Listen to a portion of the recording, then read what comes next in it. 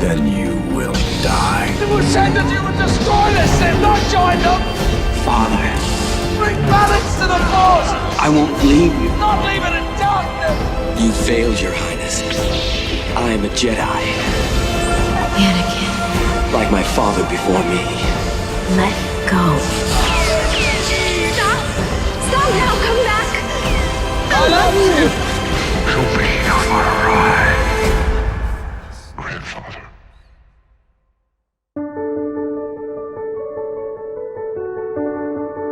Well, y'all, thank you so much for coming to Fear, Hate, Anger, Not Today. My name is Stephen Kent. I'm the author of How the Force Can Fix the World. My shtick has always been that Star Wars is chock full of life advice, and that's what this talk is going to be all about. The 7 most important virtues, in my opinion, from Star Wars. And today we're going to be talking about just one of these virtues that I think it's been on my mind. Let's start with my favorite scene of all time from Star Wars. When I was in film school, beginning of college, I was asked to present to my fellow students what is the best scene in all of cinema, and I was like, Star Wars, Return of the Jedi, the torture of Luke Skywalker. And it's because it is so powerful to me that in this scene, Darth Vader looks sad.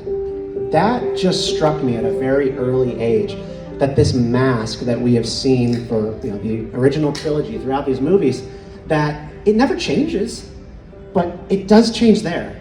I mean, he looks devastated. And that to me has always been incredibly interesting. It's the lighting, it's the way his head is tilted. You can see his life flashing before his eyes, and it's remarkable because humanity is shining through Darth Vader in this moment. You don't even have to take the mask off, you can see it. And I don't know how to describe it besides that, but I think a lot of Star Wars fans, they do get that. You have to think in this scene about what is beneath the masks. And Star Wars has always been incredibly effective at having its heroes learn to look beyond masks and have the audience learn to look beyond masks as well. You see that with Vader and Luke. You see it with Rey and Kylo Ren. And today we're going to be talking about what that is. That's the power of empathy, sort of a superhuman ability that we actually all have and can be used for good or wicked ends. We're going to be doing a little bit of a deep dive on how Star Wars utilizes empathy, why we need it to live in the kind of society that we live in or that we aspire to have. And then also how you can guard your empathy. So this is another great scene. Rey says to him, this happens when you're being hunted by a creature in a mask. And then he takes the mask off and he's not a creature. He's a boy, and he's cute. She's stunned, right? Like there's this kind of moment where he goes, you want to kill me? No, yeah, I do. You're a creature in a mask. You're like more machine than man. And he shocks her. He completely undermines all of her expectations. Like Rey was sort of engaged now in the battle of light versus dark. She had joined up to fight the bad guys, and she kind of wanted to believe, right, that this guy was some sort of pure monster, some sort of orc underneath the mask. And then he's not. He's like her age. He could be her brother, maybe future boyfriend. And that's really uncomfortable for her. I hope that you have had an experience like that yourself, where somebody has undermined your expectations. Hopefully you meet somebody, or there's someone in your family who has all the opinions that you would think are the worst thing in the world, but you're like, but I love you. You're such a good person. How could you think this? This is sort of the effect that has on us when the mask and reality doesn't quite match up. I had this experience, and I always think about this when it comes to my own father. My dad was always an incredible mystery to me. He was kind of rigid, and I'm now fully grown. I have a wife, a 13-year-old, I have a house, a mortgage. I have problems that he had when I was about this age in this photograph. And I was having money problems, and I was talking to my dad a couple of years ago for some advice on how to deal with it. And my dad took off the dad mask for a moment, which was the mask he had worn my entire life. Provider, stable, he knows everything, right? Like our dads don't really share sometimes their problems because they're our dads, they're protecting us. And he goes, you know that your house that you grew up in Chatham County, I couldn't afford it. My parents were helping me throughout that entire experience. And I was like, what? My childhood home in Durham, where I have all these warm and simplistic memories of you as a guy who works for a big company and pays the bills, your parents were helping you pay for it? I was like, yeah, I was in way over my head. I had no idea. It completely changed like all of the context of my memories about him. And I thought about him very differently. And in that moment, I had a new reservoir of empathy for my father, because in that moment, we were now like the same. I am now him in that photo, trying to take care of a family. And we connected on a new level. Empathy, I think it's essentially the ability to walk in another person's shoes, to resonate with the emotional experiences of other people. Star Wars is very good at this. Like, think about Obi-Wan Kenobi to Luke, you know, it's true from a certain point of view. My book is pretty steeped in politics because that's part of my day job up in Washington, D.C. You can't live in a free and open society, in a culture that has zero empathy, because we all have to get along, even when we don't. We have to try and be civil and you know, build a country together and obey laws. Like, you don't have a culture of empathy in a country with dictators, because in that kind of culture, only one person matters. Empathy is required if we want to share space. And it can be really hard sometimes. You've probably heard of a lot of different instances of Star Wars and where empathy is utilized. Leia is a character in Star Wars who, for empathy, is very easy. She's able to connect with the likes of Ewoks like no problem. She doesn't really feel a lot of fear, except for when they're poking that spear at her. She's just like, hey, stop, like, we're gonna be friends, and it's very quick. And they're able to connect. She's a very empathetic character. There are characters for whom it's very hard. Rey, Kylo, very hard to develop empathy. Luke definitely has to fight for developing empathy for his father. But in our culture, in history, we see dehumanization, the opposite of empathy, run rampant. Cockroaches, rats, meat bags, parasites, clones, rebel scum. You've probably heard some of these words used in movies, documentaries. One thing that comes to mind from history class for me is World War II. The Germans, of course, referred to the Jews as rats, Untermenschen. It was a part of a long process of developing or breaking down humanization in Germany so that they could commit the act of the Holocaust. Cockroaches, Hotel Rwanda. You might have heard of the genocide in Rwanda and what the Hutus did to the Tutsis, calling them cockroaches, and that was part of their propaganda. And it was just them enacting an extermination. That's what you do with insects. Meat bags, that's in Star Wars, Knights of the Old Republic. Droids call us that. And there's clones, rebel scum. I have always wondered how the Republic, the good guys, supposedly, in Star Wars, how they were able to deal with like so much mass death in the Clone Wars era. Like, millions upon millions of people died in that war. But it gets a lot easier when you don't think about the casualties as people. And I remember Mace Windu one time going, they're just clones. They're just clones. Oh, you see some clones like develop their humanity over time. They develop a sense of self, and they're like, we are not just clones, we are people. My name is Hunter. My name is Rex. They start to think of themselves as a person and not just a thing that you can go send into battle to die. There's this great book called Star Wars Propaganda where you can see what the Separatists were sharing on the Outer Rim about why the Republic was bad. And this was one of them, that the Republic denigrates human life with the cloning program and sending them to die. They sort of cast themselves as like the pro-life side of the Civil War. We use droids because we don't want sentient life to die. And it actually worked. Like, a lot of people came to believe that. I guess before I move on, what I want to say is that I said empathy is a human superpower.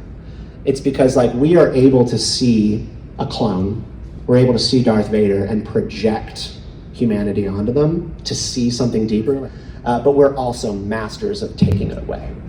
The cockroaches, rats, Untermenschen thing. If it serves our purposes, war, genocide, segregation, we're very good at playing the other side of that coin too. And empathy is in decline. There are a handful of studies that have shown that from the 1970s to the early 2000s, reported levels of empathy amongst college students who are in this study at the University of Michigan has declined by 40%. And you have to ask yourself why. I think the popular thing to blame, the popular scapegoat, is technology. You hear this often. Well, it's social media, people's phones, the technology, that's what's blocking them from being empathetic. And I think there's some truth to that. Like, I understand why people might feel that way.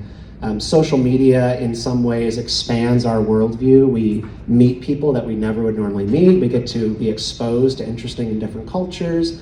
But at the same time, the algorithms kind of sort us into bubbles. Everybody knows this about the echo chambers on social media. It feeds you what you want to see. And so over time, your empathy kind of contracts because you're spending so much time with like-minded people. I think what is often missed in this discussion is that there is a choice that happens here, right? The phone itself in my pocket is not making me a less sympathetic person. It's just a piece of metal with plastic and wires inside. There's nothing about it that's magic that makes me less sympathetic.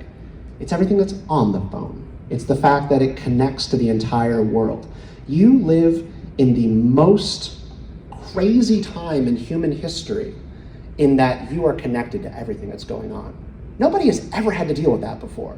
I don't think we're charitable enough to ourselves to say there's never been a generation in history that is getting bombarded by their friends' opinions at all times, war in every single corner of the globe, ethnic cleansing in this country or that country, and also your bank account notifications are constantly going off and telling you you've got problems.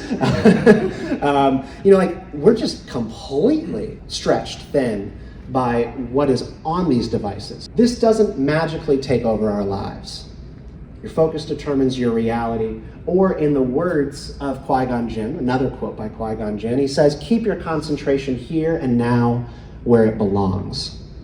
So there's an interesting piece of research by the University of Virginia, and they found the reason for the decline was the people who reported less levels of empathy had their phones on the table.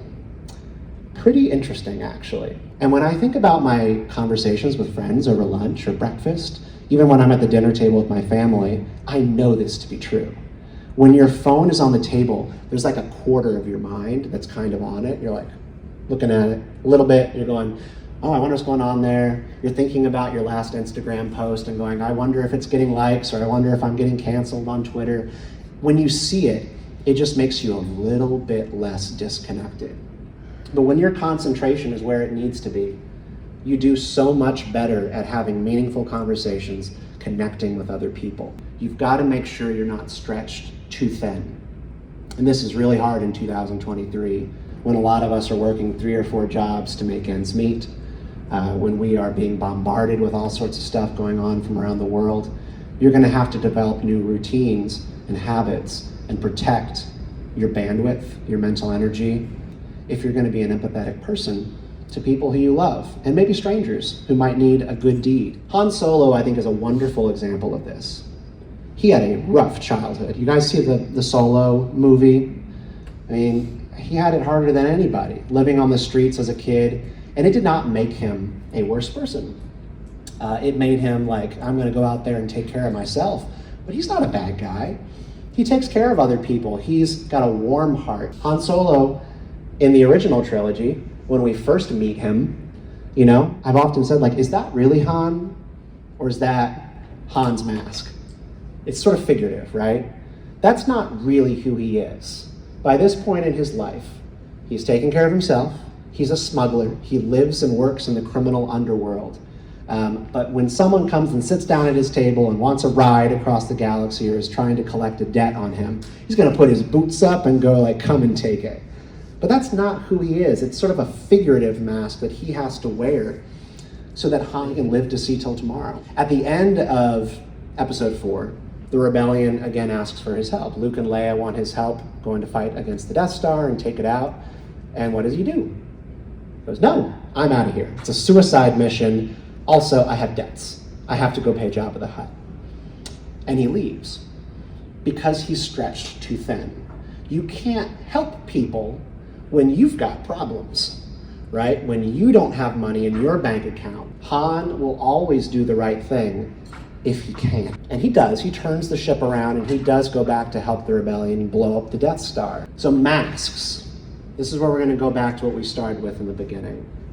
Masks can be figurative or literal. And empathy is what is required to see beyond masks. Han is a good figurative example. We know the best literal example. It's Darth Vader. Underneath the mask is an actual human being. It is revealed in Empire Strikes Back. He's not more machine than man. But he's not just a human being. The mask is hiding other things. His physical suffering, his shame over the decisions that he made. He wants to kill the Emperor quite often. Fear, loss. He hides his humanity from fellow Imperials. They all think he actually is a cyborg who works for the Emperor. So you're going to come across people who don't want you to know that they're a human being. They don't want you to have empathy for them. And so masks continue to play a role throughout Star Wars. The Force Awakens is a wonderful example of the things that are being hidden by different key characters. Every character in that movie, or the main character, the main three, are all introduced with masks. We know that Kylo Ren, who's cosplaying as a Dark Lord and the heir apparent to Darth Vader, that he's actually not very good at this. He's pulled back towards the light quite often. He has second guessing going on about what he's doing, and he's very afraid that he will never be as great as his grandfather. There's Finn, who's introduced as a stormtrooper, who we've always thought of as lifeless automatons who, it's easy to kill a stormtrooper. They just hit the ground, right? But now we see one's face, and there's something underneath there that's real, and he's afraid. He feels compassion for others. He doesn't want to kill. He doesn't want to fight. He wants to run away. Then there's Rey. We kind of immediately see her as a scavenger in the desert, fending for herself. She's very competent, but she's also sad. She was abandoned. She wants to know where her family was, and she'd like to know why she was treated like such dirt that she was left behind. That's the thing that she has to work through throughout those movies. And so my question to you is, what masks do you wear? Today I'm wearing the mask of public speaker. I am trying very hard to be a competent presenter. It's very scary, but I'm working my way through it. You might do this at work. You might have to wear the boss mask, the supervisor who now doesn't get to fraternize with all of your employees the same way. You might wear the mask like my dad did of the provider, the parent who you're not going to bother your children with your adult problems, right? You do that for them because you love them. There's the kids in gangs, who have to adopt a persona on the streets to survive. And there's the outcast who is maybe just too afraid to let people get close, so they are as prickly as possible. I want to talk to you a little bit about the gang member mask, because I had the opportunity to meet Bishop Omar Jawar. And Omar Jawar grew up in gangs on the street of Dallas, Texas. And he started when he was about 8 years old, and he did that until he was about 16 or 17. He eventually landed himself in prison, and then when he got out, he did turn his life around. And he ended up creating an organization called Urban Specialists. And I got to know Bishop Omar just through like a mutual friend. And we had a great conversation that led me to writing How the Force Can Fix the World, about his lessons in helping kids get out of gangs. So Urban Specialist, what he does in this organization was that he would go to the streets and he would meet kids who are serving in gangs, and he would try to counsel them. One, like, I can help you. I can try to get you out of this situation and help you have a new life. But what he found was that they were incredibly standoffish, right? Because their friends are watching, and when they see that you're having a conversation with Bishop Omar Jawar, there was usually some kind of retribution or punishment. And so he retooled Urban Specialist to be about something else. It was about stopping the violence on the streets. And so Urban Specialists started brokering kind of peace deals between gangs. And so Urban Specialist was dedicated to having more conversation between these groups so that then he could help them later on. Unfortunately, what you would find is that he couldn't really help them when they're on the streets, like I mentioned. They usually had to be in prison first. So once the kids have gone too far, they've done something that you can never take back, they end up behind bars, and then he would sit down with them and go, now will you listen? There's still a second path for you. And what he would find is exactly what goes on with folks on the dark side. And Bishop Omar helped me see this. He was like, it's the Sith way. Like, it's the way of the Sith. These kids have killed the old sense of self. They have killed off their old life, broken off all of their old relationships. Like, I've done some pretty awful things. Like, this is it for me. That name no longer has any meaning for me. That's how Darth Vader reacts when Luke says his name, Anakin Skywalker. And Bishop Omar saw that exact kind of reaction with all of these kids. There's another scene in Star Wars that reminds me of something that Bishop would tell me, which is that when they would get angry with him in those counseling sessions, he had to be reminded that, like, having empathy for others, seeing beyond the facade of the killer gang member, right, is dangerous. They might hurt you to try to make a point to the gang.